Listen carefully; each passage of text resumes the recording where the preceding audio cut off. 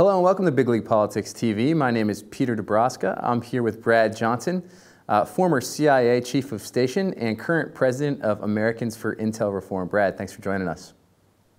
Peter, great to see you again. Thank you so much.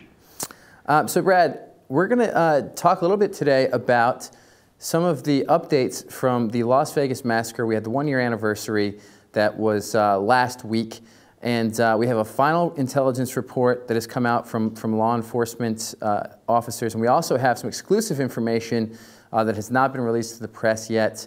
So let's go ahead and jump right in. Let's talk about what we were talking about before we went on air here, which is that there is new information that is unknown to the public. Could you give us an update on that? Absolutely. I mean, one of the things that's extraordinarily important and just stunning that this has been buried by everyone, all the authorities and so on. And now it does exist within the final police report. And within that police report, there are two large documents that contain report after report after report from different eyewitnesses to the shooting and so on. This is out of that. This is actually out of the police report. This isn't anything I'm inventing on my own.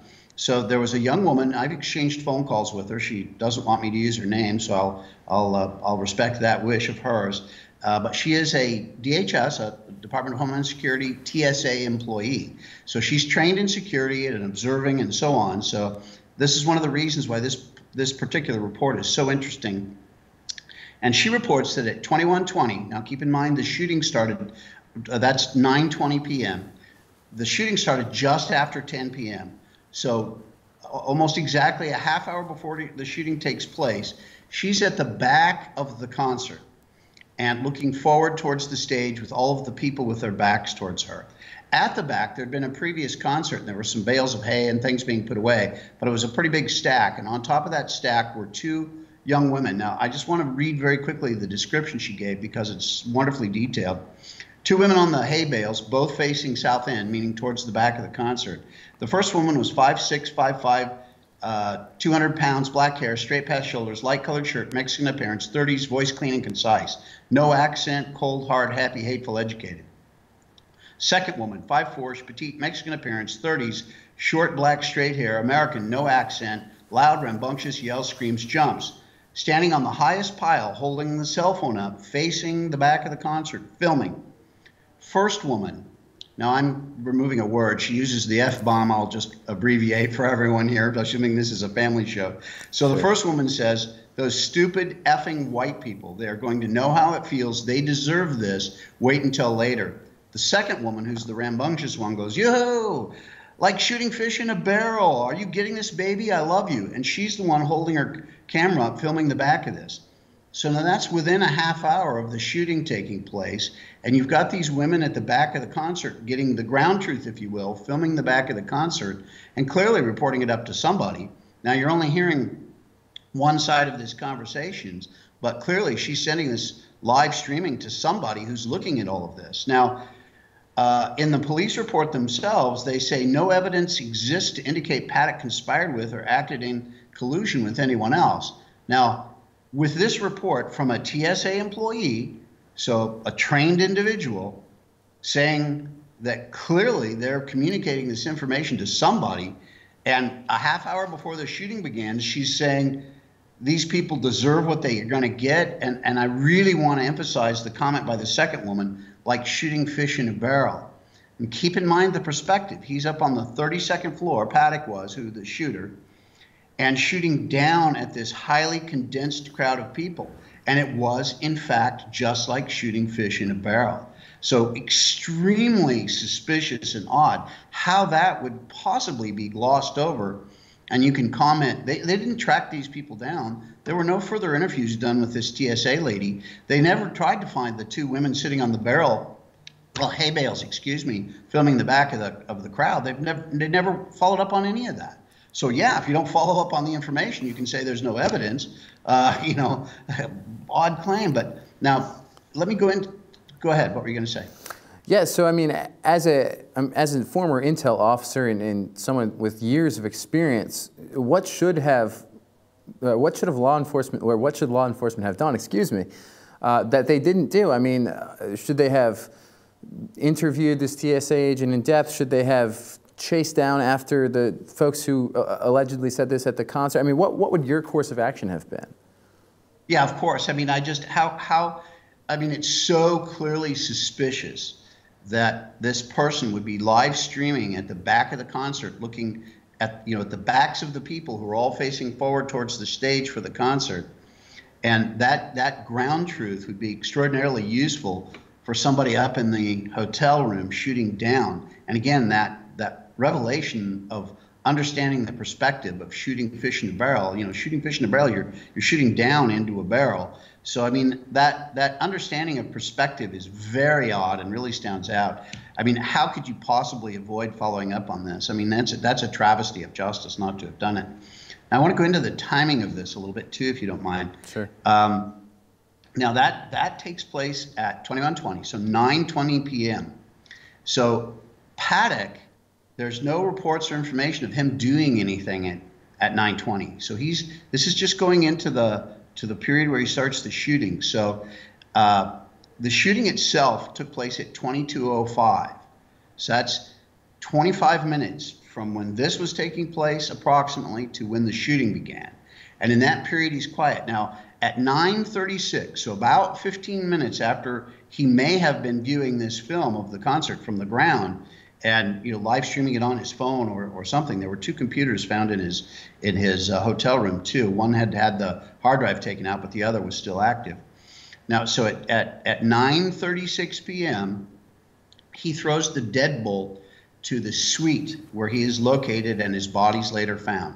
Now, he'd been playing with those earlier. Hotels have a system that keeps track of that. So when you throw the deadbolt, unlock the door, go in and out, and all of those things, those are kept track of. Now, there are no cameras on the hallway, but the door, they have that information. So at 9:36, he throws the deadbolt to 32135, the main suite. He has an adjoining room, which is 32134. So 10 minutes go by, and at 21:46, precisely 10 minutes later, he throws the bolt on 32134. Now, this is very important and is completely glossed over. He locks the door to 32135, and did not reopen it. So he uses the inner passage, the connecting room through the door that connects the two rooms. He walked through that door and then locks 32134. This is extremely important. Now, in between those two times, the concert actually began. So the crowd was gathering and condensing. So those two doors. Now come back to that. His body is found in 32135. The adjoining door between those two rooms is locked from the 134 side. Now, it is physically impossible. There is no way that he could have locked that door to 134 because he was on the 135. His dead body was there. So he ended up in 135. But the 134 door was locked from the 134 side. But we know that only a few minutes before he'd had access to 134 because he threw the deadbolt in there. Extraordinarily important. Then at 10:05, that's when he starts the shooting. It ends 11 minutes later at 10:16. His body's there. Now the police then breach the door, find his dead body laying in 32135. They couldn't get into 32134 through the connecting room. One of the SWAT and one of the police officers both tried to kick through the door, but it was a solid wooden door with a metal frame, and they had to then breach that door so they could gain access into 134. So Paddock could not have done it, and the door wasn't damaged. It was left intact. So, I mean, that's, again, extraordinarily important. Physically, there is no way, it just cannot have happened. It's simply impossible for him to have been able to have access before, but be locked out of 134 without a second person behind the 134 door closing it and locking it from their side. Now, one other element out of that, extraordinarily interesting. In the initial police report, photographs showed a second pair of gloves. Now, Paddock was found with gloves on. His dead body was found with gloves on. And there was a second pair of gloves in the room 134 that had been locked, closing him into 135. So those gloves were found on the bed of 134. Now, that's left off the final police report. Wow. Why? Why? And those gloves, they're not, you know how gloves come when they're packed, they're smashed down flat and have never been used. They come, packed that way, and they're stacked and everything. So they're smashed down flat. Now those gloves, you can see in the photographs from the initial police report, had clearly had hands in them, because they were just thrown down on the bed side by side, palm down, but they were puffed up, and clearly had been worn by somebody. So I don't think you can make the argument that Paddock was changing gloves back and forth, would go into room 134 and wear one pair of gloves, and then come into 135 and wear a second pair of gloves. It just, it's a goofball. That didn't happen. So, and again, those gloves were found in room 134, which at the time of Paddock's death, he did not have access, even though 15 minutes before he did have access. Right, and all of this is important because, just to remind our viewers, because the final law enforcement report says that Stephen Paddock acted alone. Is that correct? Absolutely it. And that's, again, let me just make that comment. This is word for word out of the report. No evidence exists to indicate Paddock conspired with or acted in collusion with anyone else. Well, I've given you two cases of, one is clear evidence that somebody else was there because of the locked doors. And the other thing, again, clear evidence that somebody was colluding with him, sending him photographs. Who else would they be talking to, saying this is going to be shooting fish in a barrel and these effing white people deserve what they're going to get here in just a little bit? I mean, clear evidence. It's there's things wrong with this investigation, and there's been a lot of former intelligence and law enforcement and so on that have looked at some of these details and said, there's just things here that need to be followed up on that have been left. Now, one other extraordinarily interesting thing out of all this, there was another man involved named Brian Hodges, an Australian. Brian Hodges, within an hour, or between, say, like an hour and 3 hours or so after the shooting, goes on and does 3 or 4 interviews back to Australia, where he's originally from. Right. In those interviews, a number of very serious, interesting points. First of all, he claims multiple times to have been in room 32134, where the second pair of gloves are found that was locked. Okay, he claims multiple times to have been in that room. You would think that the police would at least want to talk to him about it. And they have never interviewed him. Nobody has ever interviewed him. Nobody. That's right. So Brian Hodges multiple times claims to be in room 32134. He was indeed checked into that hotel. Apparently, he was actually in room 32129. Now, the way the hotel sits is all the 32 designates the floor, so it's the 32nd floor, and then the 1 designates the hallway. So 32129 is in the same hallway nearby 32134. So he was apparently, in fact, on that floor. Why is there no police report from a discussion with him? If he was on the floor of the shooting, wouldn't he be somebody logically that would be interviewed? Now, there's more to this. Immediately after the shooting, as he does these interviews, one of the things he mentions, 2 things really stick in my mind, and I've listened to all of his interviews, recordings of them. Likewise. So, one of them he talks about a small sledgehammer, which is indeed photographed, and it's in the room. It's found near Paddock's body. It was what he used to break open the windows. Right. None of that was reported for the first day. That's right. But within hours, Brian Hodges is reporting that on the news. Now, how did he know that? It's very strange. And also, he talks about the guy being shot in the hallway, who later turns out to be a guard, yes, and mentioned that it was a policeman out there. He's the first person to report that. Well, how did he know that? Now, granted, he was on that floor, supposedly staying, so he could have indeed been up there and seen it. But again, if that's the case, why would the police not want to interview this guy? Right. It's just impossible. He's just too close to this to not be somebody that you'd interview. Now, a lot has been said about how Stephen Paddock was not political. But if you look through the police report, what's the source of that information? The source of that information is his girlfriend, Mary Lou Danley. Now, Danley is the one that was also widely reported to be an activist for the left. And there's a lot of reports out there of Stephen Paddock going with her to a lot of these, back in Clinton's campaign for the previous election where she lost to Trump, that they were out there going to all these campaign events for her. So there's supposedly a lot of photographs out there of them being active on this, but certainly Mary Lou Danley being active on the left there's a lot of evidence to support that. And she's the source of the information saying that Paddock was not active that way. So again, it's kind of circular reporting. Why would you trust her to report on this and not look at it? But since she was physically in the Philippines at the time of the shooting, The police took her off the list of person of interest and just said, well, okay, she wasn't involved because she physically wasn't here.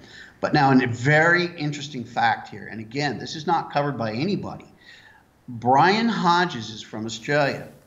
Brian Hodges worked at a place called the Gold Coast at a casino. That's right. Now, at the Gold Coast at this casino, there's one casino. Now, there's some others nearby in Brisbane and so on, but there's one at the Gold Coast where he himself said he worked. Now, Mary Lou Danley was also a dealer in a casino. And where did she claim that she worked? She also claimed that she worked at the Gold Coast, at the same casino. So casinos are small communities among these dealers, and it's very, very reasonable to assume they all knew each other. So there's an actual connection between Brian Hodges and Mary Lou Danley where they would very easily have known each other. And then to later connect up, and she makes the introduction to Stephen Paddock, who she's been dating for years. It's very reasonable. None of that has ever been investigated. None of it. She was not questioned on those issues. And Brian Hodges has never been questioned. Now, connect that up to one other interesting data point, and then I'll let you ask your question. I'm sorry. Go ahead. But immediately on the heels of these shooting, Antifa in Australia took credit for it. Now, they immediately withdrew the tweet, but they took credit for it, which I have a copy of. And in that tweet, they say one of our Australian members took it to these Trump supporters. That's right. And they got what they deserved. Interesting combination of this girl on the bale of hay saying they're going to get what they deserve, and in this declaration from Antifa in Australia, and them using similar phraseology. Now, again, why would they know that one of their own members from Australia was involved in the shooting? Where did that come from? Right. And now, to me, it leads me to believe that Brian Hodges was supposed to stay in this room with Stephen Paddock and shoot it out and die up in that room or something. And that is what Antifa had anticipated and didn't expect him to survive. So they came out with the report right away, knowing that this would come out in the police reports later that Brian Hodges had died. I mean, no, I can't prove that, but it's certainly indicated by the facts. But nobody's investigated it, so we don't know. Nobody's talked to Brian Hodges. Nobody's looked at, how physically that 134 door was locked. Nobody's gone back to talk to this young lady from TSA that was reporting on these women on the bales of hay. Nobody's looking at all this stuff. And yet they go to the conclusion saying there's no evidence that anyone else is involved. This makes no sense. Something is wrong. So there's one interesting point about the tweet that you mentioned from the Australian Antifa group, right?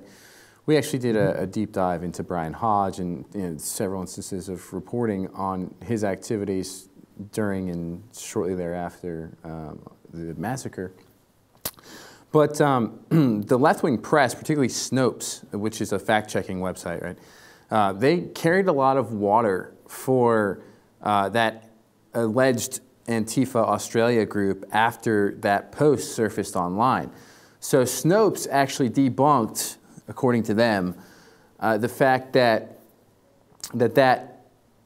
tweet was legitimate, or that Facebook post was legitimate from the Australian Antifa group. They said, well, this isn't real. It's not the real Australia Antifa group, okay? So in the course of our reporting, we did a deep dive and we looked into who Snopes' source was for saying that post wasn't real. When it turned out to be an anonymous blogger from Australia. So then we reached out to the anonymous blogger. Now, Snopes, by the way, reported his name as one thing, and I found out later his name was completely different. So Snopes didn't even get this anonymous guy's name right. Then I asked him, I said, well, how do you know that wasn't the real Australian Antifa? And he said, well, I just know. I said, well, how do you know? And he said, I mean, I've been around Antifa. I do left-wing activism. I just know.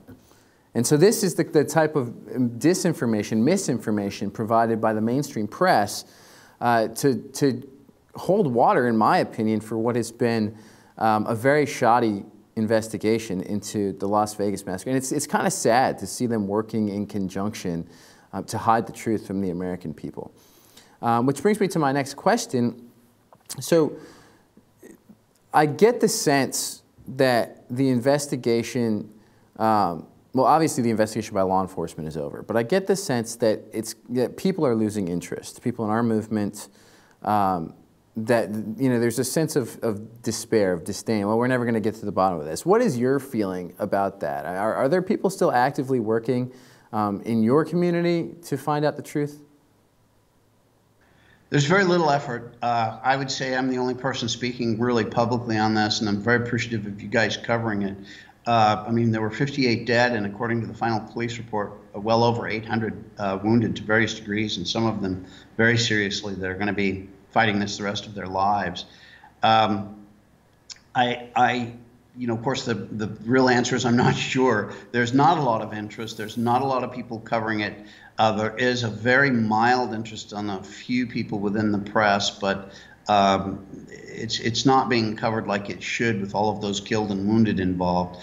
However, I understand there is a lawsuit moving forward out in Las Vegas by the victims' families and the survivors of the shooting and so on. So that if it moves forward at all, and if all of this comes to the surface where it's fully investigated and a lot more is looked at, I think it will come to the surface during that process, during the legal process. Okay.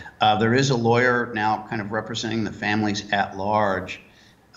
So if it does come to the surface, that will be the way.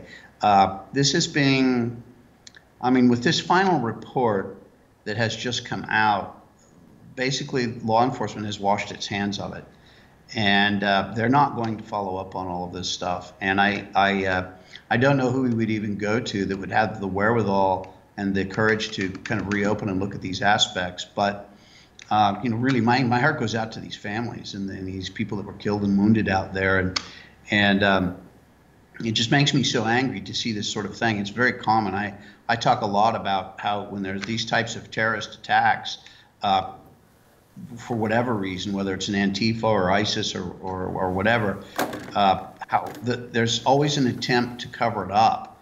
And essentially what they're saying is, oh, well, we don't want people to panic or there to be backlash against mosques or whatever, which I say, well, there hasn't been any of that. So there's, what would make you conclude that that's what's going to happen? Right. But also, too, some guy pulls out an axe and starts running down the street, chopping up people going Allahu Akbar, and then the police look at it and go, oh, we don't know what the motive is. I mean, if it walks like a duck, quacks like a duck, sometimes you got to say, well, this is probably a duck. And I think that's what we have here. A couple of other little points that doesn't get a lot of coverage. There is an FBI report, classified report out that talks about cooperation and collusion between Antifa and ISIS. Following this attack, ISIS also took credit for it. Now, they withdrew that claim as well shortly afterwards. But you had ISIS and Antifa claiming credit, and you have an FBI report out there saying that these two groups are cooperating. Now, again, I don't know. That would require a lot more investigation, and that probably is within the realm of what intelligence would do and certain aspects of law enforcement and so on. But that needs to be taken a look at very seriously, and I don't think people recognize just how dangerous Antifa is. And certainly there should be a wake-up call out in Portland, Oregon, where they've basically taken over the streets and the police are standing by. So, who do you want in charge? Guys with masks on their faces and beating whoever they want to? That you want that pandemonium in the streets? Well, Antifa is your answer if that's how you see it. I mean, they're the jackboot thugs. They are precisely what they say they're against. That's right. And also, I think that aside from what you say is a classified FBI report that talks about Antifa working with ISIS, I believe that there was a report, it might have been in The Guardian, but there's definitely a public report that has been done showing that Antifa members, leaders, met with ISIS leaders, I believe in Germany during the G20 in Hamburg. Is that correct? Yes, I think that's correct. Yeah, so there is a connection there, and it needs to be looked into. No question whatsoever. I mean, that would be very, very dangerous to have them combine up. One other aspect, I don't go into it in too much by way of detail because it requires real in-depth investigation. But if you look at the Twitterverse, if you will, just prior to and following the attack in Las Vegas, the shooting in Las Vegas, Stephen Paddock was very active on Twitter. And a lot of interesting things going there. And people that he was tweeting with where they were exchanging and liking what he said, and different things that are very odd. There's a lot of information out there, and a lot of these people lead back to odd groups. I mean, groups in, say, Mexico, from an area where there's a tremendous amount of activity by terrorist groups. And there's groups back that lead back to individuals that are within the Sinaloa drug cartel.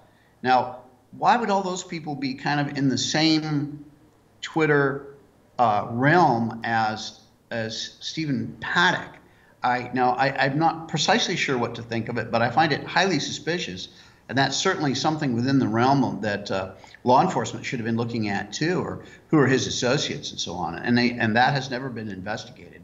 I have reams and reams and reams of information. I mean, many people in the United States who look at this like I do have contacted me and reached out and offered out information and so on. So there's reams of information. I wish there was a law enforcement authority I could pass all of this to and say, go get them, boys, you know, but there's just no interest.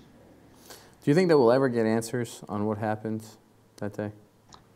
I'm afraid not. I'm afraid not. I'm greatly frustrated and disappointed to say so, but the FBI is in the throes of so many problems with everything that's been going on, and the corruption at the leadership level, corruption meaning political corruption, that I think they're paralyzed in many ways. And at the working level, where they could do a lot more, you know, they're just not. Their hands are tied in so many ways. I'm afraid this is probably going to fade into the dustbin of history, and nobody cares. Well, it really is sad to see it happen this way. But Brad, this was a very informative interview, and we definitely appreciate all the investigative work that you've been doing. So thanks for joining us today. For Big League Politics TV, this is Peter Dabrowska. Thanks for joining us.